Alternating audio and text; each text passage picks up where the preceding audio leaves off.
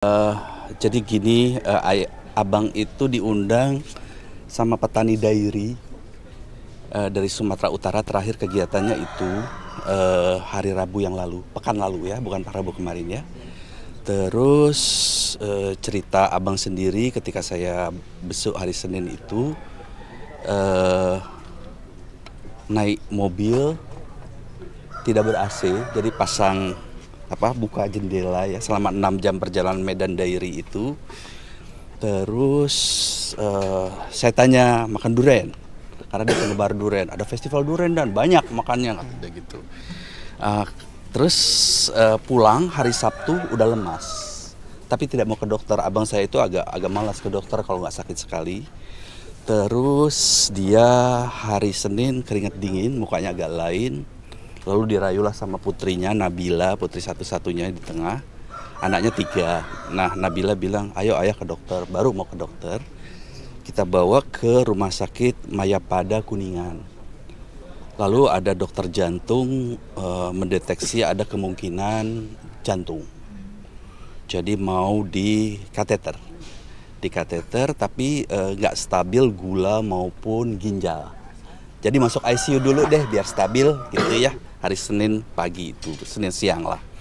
Lalu masuklah ICU sore hari. Hari ini sebenarnya semalam itu sudah membaik, udah mulai stabil. Hari ini rencana kateter 7:30 pagi. Saya udah bersiap untuk kateter, untuk ke sana. Tapi ternyata subuh tadi sudah nggak ada. Keluarga sempat sekitar 2 jam masa emergensinya.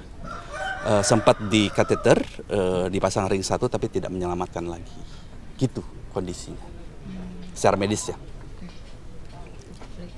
Rencana pemakamannya kapan, Pak? Pemakamannya pada asar rencananya di tanah TMP Menteng Pulu, timpa dengan almarhum ayah yang tahun 81 sudah meninggal gitu. Pada asar, karena manusia menunggu sulungnya dari Bangkok gitu ya. Mungkin sekitar jam 12 baru datang gitu anak sulungnya. Udah ada mungkin pejabat mungkin yang akan konfirmasi hadir begitu Pak, mungkin dari Saya barusan baru ngobrol baru ngambil dokumen makam ayah di di rumah ibu di Cijantung. Kata saudara-saudara ada protokol dari Kemenkeu Bu Sri Mulyani karena kan sama-sama dosen ekonomi dulu, sama-sama direktur LPM dulu. Bang Ical sebelum Sri Mulyani kepala LPM, Lembaga Penjagaan Ekonomi Masyarakat itu Bang Ical, baru Mbak Ani gitu. Berarti yang baru sampai ke keluarga hanya Bu Sri Mulyani aja nih? Yang saya dengar gitu, saya nggak tahu yang menteri lain ya. Dan sampai hari ini ya beliau malah kalau kita dengar dan juga saya saksikan kalau ke kantor bahkan cuma naik Gojek begitu dari sini begitu dan kemana-mana dengan profil yang sangat sederhana sekali gitu.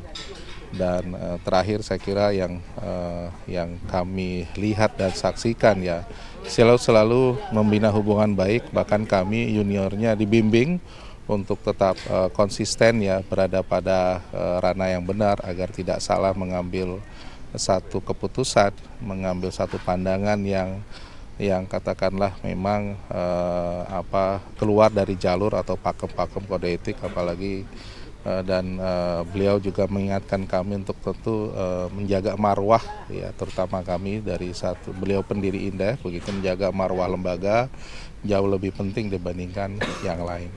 Mungkin itu catatan dari kami mengenai profil senior kami Bang Faisal Basri. Oke, kalau dari Bapak mungkin sesama pengamat juga. Kita seumur ini ya, kita kenal Faisal itu mungkin tahun 87 kalau saya tidak salah. Saya masih pengurus harian di Yayasan Lembaga Konsumen. Nah, kalau ada persoalan ekonomi dengan urusan konsumen, kebijakan, saya selalu telepon Faisal. Saya tanya, soal ini bagaimana ininya secara ekonomi gitu. Jadi kita sering berhubungan. Terus berjalan kasus waktu kita membenahi busway Transjakarta, kita sama-sama ke Meksiko, ke Bogota, terus kemana lagi. Sama, memang saya kan di kebijakan ya, Faisal di ekonomi. Jadi kalau urusan ekonomi saya selalu kontak Faisal, termasuk bagaimana soal subsidi, ya kan soal penugasan dan sebagainya. Itu saya tanya Faisal. Kemudian juga Faisal sama kita di jalan ya, saya bilang lebih di jalan, cuman Faisal lebih sering ikut demo daripada saya nggak tahan panas soalnya, bukan apa-apa ya. Jadi lama sekali kita bergaul dan sering ketemu di diskusi. Terakhir kami ketemu ketika Ketua IKN yang mundur itu ingin diskusi dengan kami berdua. Ya sudah, nah, saat itu almarhum tuh batuk, saya bilang, Sal, berhenti rokok dong, tuh ya, karena enggak, gue nggak apa-apa mas, nggak apa-apa, gitu. Kan kita diskusi di KOR juga waktu itu soal subsidi. Saya ingatkan, masih lah, kalau enggak gue nggak bisa mikir gitu ya. Kita paham lah ya. Tapi semangatnya itu yang saya kagumi. Terus datanya itu, data yang Faisal punya itu tidak mudah kita dapat. Ini temennya satu kantor pun jarang dikasih. Tapi saya biasanya lisan, ini benar mas, ini angkanya benar, oke.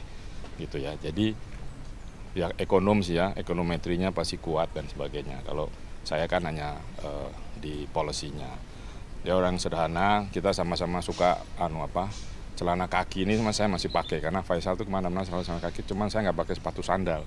Kalau Faisal itu pakai sepatu sandal ya kemana-mana. Jadi santai tapi memang serius. Saya baru tahu kalau dia orang Tapanuli ketika baca nama keluarganya. Saya pikir orang dari mana gitu. Jadi memang kita tidak selalu sering jalan, kadang-kadang juga kita berdebat, biasalah ya. Tapi kita berdua sepakat tidak masuk ke pemerintahan, bukan apa-apa, karena ya kita menjaga bagaimana masyarakat ini bisa kita cerdaskan, kita berikan informasi-informasi yang layak, sisanya selain itu. Jadi buat saya kehilangan teman berdiskusi, teman jalan, teman segalanya lah ya. Kita sama-sama di jalanan, besar di jalan, dan kemudian seumur, dan Faisal sudah duluan. Jadi ya saya bilang selamat jalan sahabatku, dan semoga dilapangkan jalannya oleh Allah. Itu saja. Mendengar informasi. Di telepon Bu Sumrotin, mantan ketua YLKI, dia bilang, Faisal enggak loh. Jadi saya langsung kesini pagi ini. Saya saya belum pernah kesini karena biasanya kita kalau ketemu di rumahnya di Kebayoran dulu. Ya tapi ya itu saya cukup kaget karena beberapa minggu lalu kami masih berdiskusi, ya jalannya memang gitu ya sudah, kita harus relakan. Itu sih. Kalau dari Bapak tahu Ya. gimana Pak? Putri beliau ya mengontak staf kantor begitu, dan baru memberitahukan ke saya dan beberapa teman begitu. Yang kami dapatkan informasi beliau kena serangan jantung 2 hari lalu. Ya, dan sempat dirawat di rumah sakit, tetapi mungkin ya Allah berkehendak lain begitu ya. Memang beliau sudah punya masalah dengan jantungnya dan juga diabetes, jadi kalaupun ke kantor nggak lupa untuk bawa obat dan sebagainya begitu ya, dan menjaga betul untuk makanan begitu. Sebenarnya itu ya beliau juga tadi mungkin karena rokok dia senang, karena berpikir gitu, dan sedang berdiskusi di ruang terbuka santai dengan kolega maupun kami juniornya begitu. Oke, belum tahu juga ya, belum tahu juga kan dokter yang ya, jawab. Tapi saya ingatkan berkali-kali, kami aktif di anti rokok dan sebagainya gitu. Tapi ya biasalah, nggak apa-apa, banyak juga orang merokok sehat itu kan sudah jalannya ya. Tapi memang mungkin itu salah satu. Ya, belum tahu ya. Belum tahu juga, tapi ya itu tadi, saya nggak tahu cari penggantinya nih, mudah-mudahan junior-juniornya bisa gitu ya, karena kita kehilangan kalau cuma data apa saja lah dia punya, tapi memang dia pegang data itu, karena kan yang memberi pasti juga harus dilindungi ya. Saya pun kalau dapat saya harus lindungi. Itu aja sih. Berarti harapannya harus ada yang lebih berani. kritis begitu Ya betul, yang berani, dan beliau gitu ya. Beliau yang Jangan semua masuk ke politik, semua Ya, masuk ke pemerintah, nanti kita publik nggak ada yang bantu. kan belum banyak ekonom langsung berhadapan dengan RI1 kan. Ya itu nggak ada yang berani langsung kan berkonflik gitu, dan ingat kasus itu, dan waktu itu kan saya yang buka acara, beliau saya yang datangkan mitra ya. Tapi ya itu cerminan bahwa kalau ya beliau mengatakan sesuatu pasti punya argumentasi, data, informasi yang sangat dalam ya, di luar umum begitu, dan itu mungkin yang tidak dimiliki oleh kami juniornya maupun teman-teman ekonom yang lain gitu.